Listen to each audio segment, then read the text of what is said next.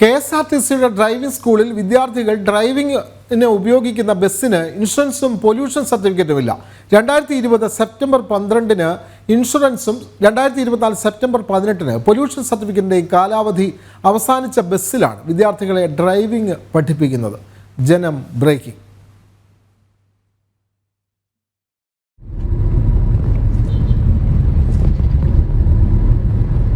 ഈ കാണുന്ന KL15 97 51 എന്ന KSRTC ബസ്സിലാണ് KSRTCയുടെ നേതൃത്വത്തിലുള്ള ഡ്രൈവിംഗ് സ്കൂളിൽ വിദ്യാർത്ഥികൾക്ക് പരിശീലനം നൽകുന്നത്.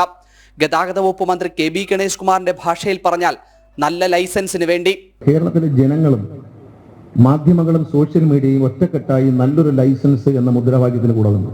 പക്ഷെ നല്ല നിലവാരമുള്ള ലൈസൻസ് ഉണ്ടാകുന്നു. ഇവിടുന്ന് പഠിച്ചിറങ്ങുന്ന ഏത് കുട്ടിയോട് നിങ്ങൾക്ക് ചോദിക്കാം, അന്തസ്സായിട്ട് അവർ കാർ ഓടിച്ച് അല്ലെങ്കിൽ ബൈക്ക് ഓടിച്ച് പുറത്തേക്ക് പോകും. നല്ലൊരു സ്ഥാപനം ഉണ്ടായി. മാത്രമല്ല, ഈ സ്ഥാപനത്തെ വളർത്തുവാൻ വേണ്ടി IDTR മോട്ടോർ വെഹിക്കിൾ ഡിപ്പാർട്ട്മെന്റിന് കീഴിലുള്ള ഡ്രൈവിംഗ് ട്രെയിനിങ് സെന്റർ ഇടപാട് നടക്കുന്നുണ്ട്. അതുമായി ബന്ധപ്പെട്ട് ഒരു സ്ഥാപനം, അതിന്റെ ഒരു സബ് സെന്ററായി നമ്മുടെ KSRTCയുടെ ട്രെയിനിങ് സെന്ററിനെ മാറ്റുവാൻ തീരുമാനിച്ചിട്ടുണ്ട്.